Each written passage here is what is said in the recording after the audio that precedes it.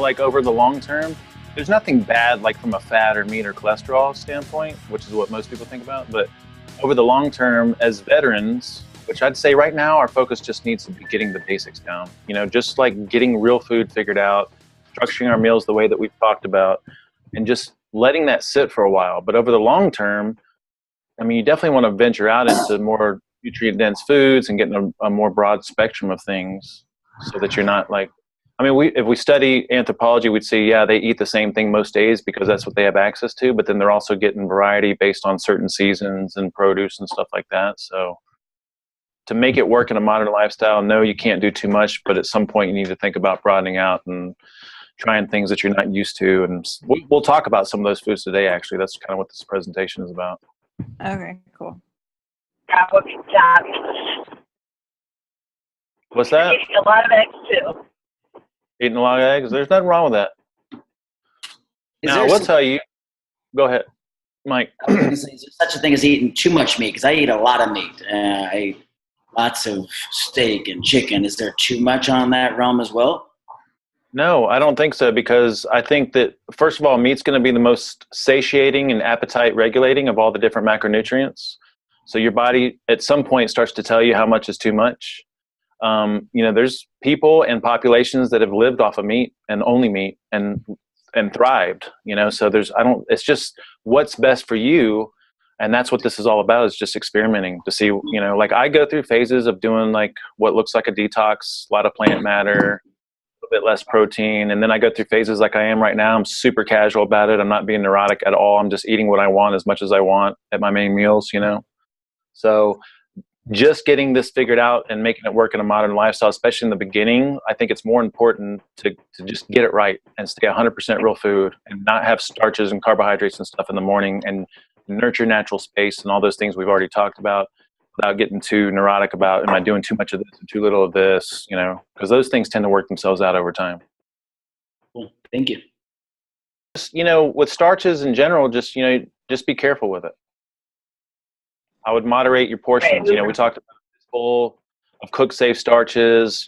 Down the road, this Purist and fat loss program that we just did, we actually did a lot of glucometer testing to kind of test ourselves for starches and how they impact our blood sugar levels. So I'd just say those things you need to be careful with them. So, gluten-free pizzas, rice pasta, I would say those would be like occasional treats. And the majority of your starches and carbohydrates need to come from like plant-based foods. White rice is fine too. I just feel like the pastas are like another level of processing, and we see that in blood sugar testing. But starting fresh and then using those things as like occasional treats once a week or once every 2 weeks or something like that.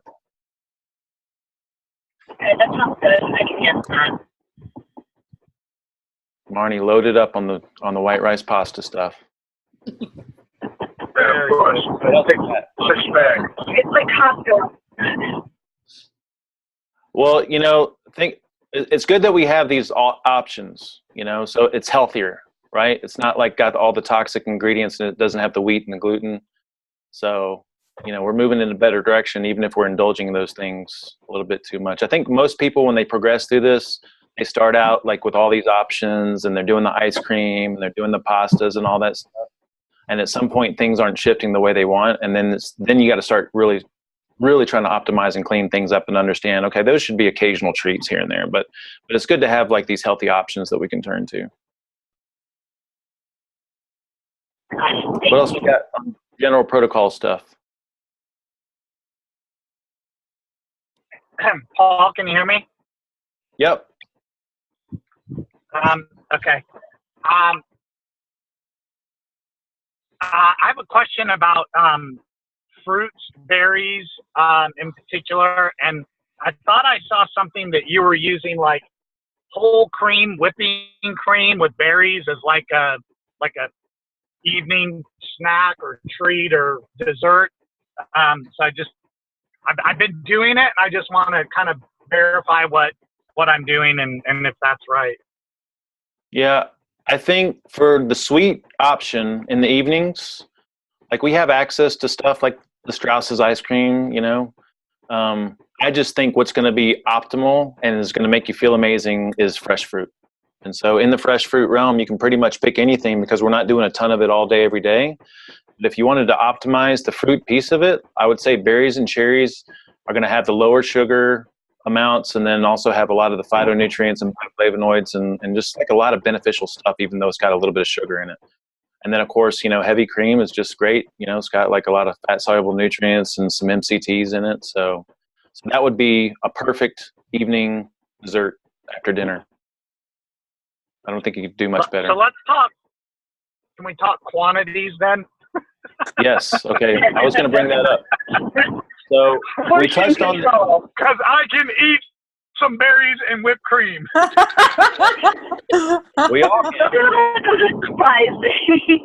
can. We've touched on this, and I know it's a lot of information really fast. Some of us are on the calls and some of us aren't. Okay.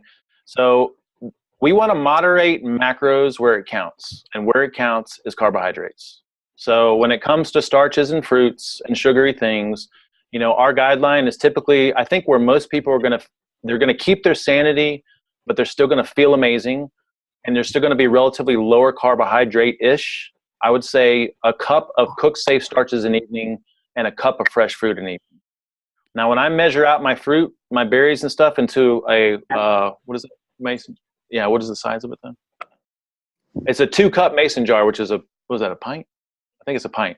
So, the berries and cherries have a lot of air around it, so I fill that up, but I knew that if I mashed it down, that'd be about a cup. So I'd say about a cup would be the sweet spot for most of us. And a little bit more would be fine. How much Say again? And how about how much of the whipped cream can you have with that? I mean, in the beginning, I'd say it doesn't matter, like as much as you want, but maybe some common sense, like if you're doing like a whole cup of cream with a cup of berries, that kind of seems outbalanced. So I would say just enough to make it taste good, Okay, and I noticed with the whipping cream, there's a double pasteurized and there's like so many different kinds. So I kind of got a little not sure what to buy, so I just bought the one that didn't say pasteurized or double pasteurized. Okay, so that's a really good question. We cover that, and we talk about some other little nuances about full-fat dairy. So, pasteurized is typically, I forget the temperature off the top of my head, 165. And then ultra-pasteurized is something a lot hotter. And so ultra-pasteurized products theoretically don't even have to be refrigerated. In most cases, they refrigerate it to make it look like it's perishable. I don't know if that's true, though. I mean, once you open it, it's definitely perishable. But anyway, the point is, like, pasteurization is one level of processing. Ultra-pasteurization is a little bit higher cooking temperature.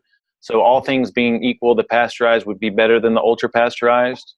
I typically buy Clover, which is just cream that's been pasteurized here in Vegas, because we don't have access to raw cream. The Organic Valley is ultra. The Horizon is ultra. In the grand scheme of things, if you're doing a little bit of ultra-pasteurized heavy cream with your berries at night and you're spot on with everything else, I'd say that's not going to be like this huge derailer. But if you're trying to optimize things, pasteurized is going to be better than ultra-pasteurized for sure. Got it. Good question, though. Because that seems to be where I'm like having the problem. It's really the bread that's getting me, and I wanted to see if maybe there was something that might take the place of it, or something a little safer. What do you use bread for, or do you just like bread? Do you use it for something?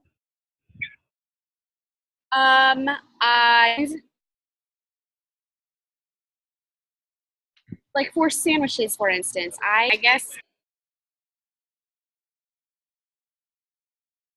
I mean, I guess I could make it a wrap, but I'm just wondering if there's any similar that would be a better option than bread, because I just like it in general. Yeah, I'd say this is where part of this figuring out process comes into play. And I think most of us over time, we have a lot of people that start out with this that are always looking for like these options and alternatives to things they're used to. And most of us over time that are 100% committed to being real foodies, like it's just, we just move away from it. Like we change our mindset about it, like we don't do sandwiches. I mean, I don't know. That's part of why I was saying in some of the previous meetings Gotcha. about how I figured that was the answer. I know. But now, well, let me finish what I was saying about that's why I've been saying in these past few meetings, like I want people to experience how good it feels to be 100% on and 100% clean, and this vibrancy and vitality thing that we talk about a lot. Because once you get to this point to where you keep feeling that, some of those things, like you just don't miss them anymore because they don't serve you, you know? Now, if we're looking for some alternatives, like you know enough now to be dangerous. Like you can go out and read ingredients, and there's, you know, we don't like to use the word here. There's P word options, paleo bread options and stuff like that. So if you can find something that the ingredients check out, you can use it and try it.